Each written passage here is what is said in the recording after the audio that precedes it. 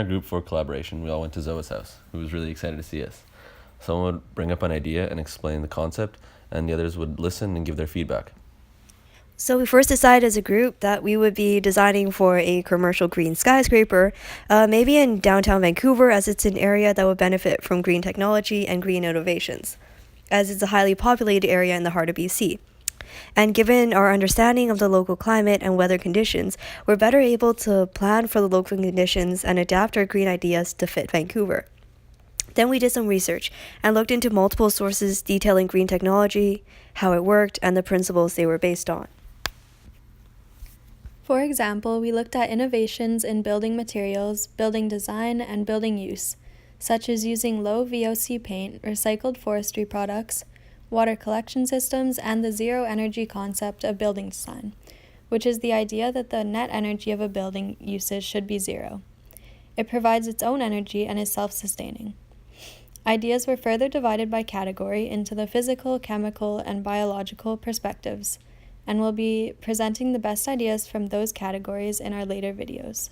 We had a great time doing this and have a better appreciation for green technology.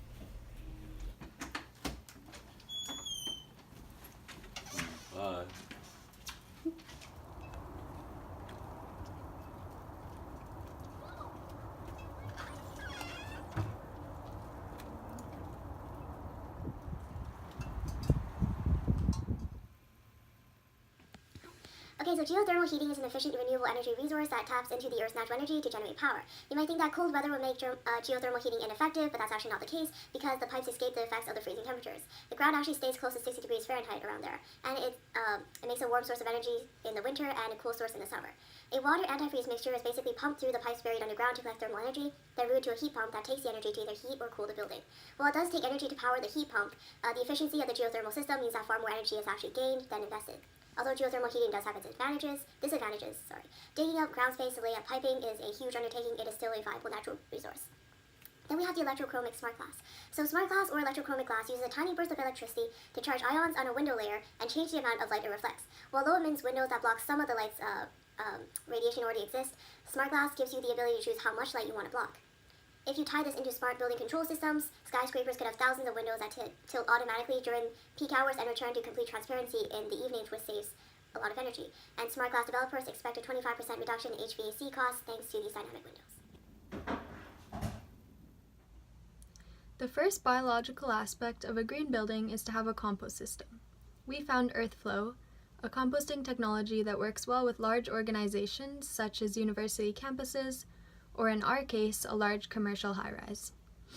It's an in-vessel machine that features automated mixing, aeration, and water addition, so it requires very little labor. It can receive a lot of waste, which is perfect for a large company.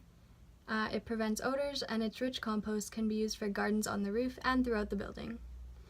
The second biological aspect is to install green walls throughout the building. The green walls inside not only beautify the interior spaces, but improve air quality by filtering and absorbing toxins such as VOCs and formaldehyde, as well as producing oxygen. Research shows that indoor air can be up to 10 times more polluted than the outdoors because of the materials used to construct the buildings. Since people who work in the high-rise spend hours there every day, we figured that this is an important part to have clean air quality in the building.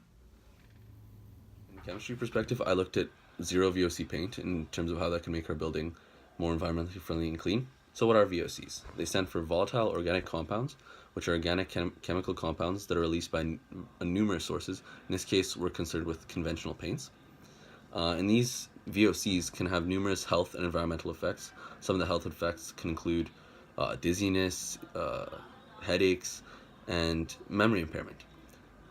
With long-term effects being difficult to quantify in humans, but having been linked to cancer in other animals. And these VOCs are emitted over long periods of time. So even after the paint has been applied, years later, they're still being released into the air by the products in the paint. And the quantities of VOC are so significant that inside a household, it's 2 to 5 times more concentrated than the air outside. The paint we would be using would have zero amounts of VOC and allow the air inside our building to be much cleaner than it would be using conventional paints. Also, with no VOC being emitted by the paint, it would be less of a burden on any air filtration systems that the buildings might be using. Thank you.